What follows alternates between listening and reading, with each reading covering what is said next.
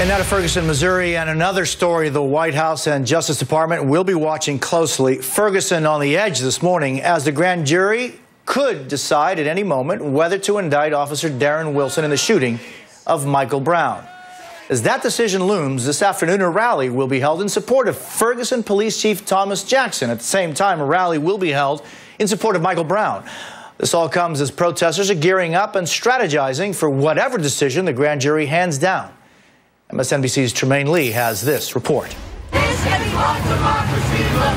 It has been 100 days since the fatal shooting of unarmed 18-year-old Michael Brown by a Ferguson police officer, and the protest movement sparked by his killing continues.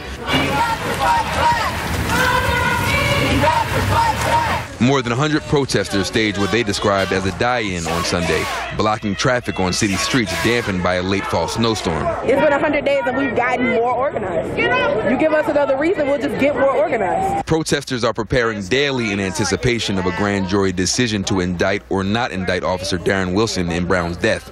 The decision could come any day now. They've trained hundreds of volunteers in nonviolent civil disobedience tactics, and police have undergone extensive training and spent hundreds of thousands of dollars on riot gear, preparing for the worst, but hoping for the best. With that anticipation, there is also anxiety and worry that the fallout from a possible non-indictment could spark further violence. The level of intensity is very high, I feel like on both sides. Local religious leaders pledged to stand side by side in solidarity with the protesters. There are clergy who will be serving as peacekeepers during the demonstrations, as well as a number of us who will be willing to risk arrest and engaging in protest. And churches all over town plan to open their doors to provide safe spaces for people to take refuge in case of unrest. Activist Janetta Elsie plans to volunteer at one of them. We'll have medics there, we'll have therapists there, we'll have food and water, blankets, places for you to charge your phone, if you need medical attention.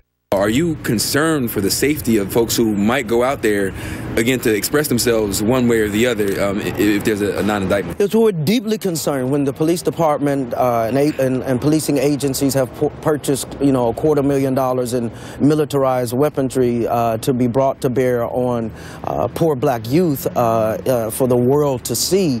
Of course, we're deeply concerned. We've attempted to train people as the best that we can, but nonviolence cannot stop a bullet from a police officer.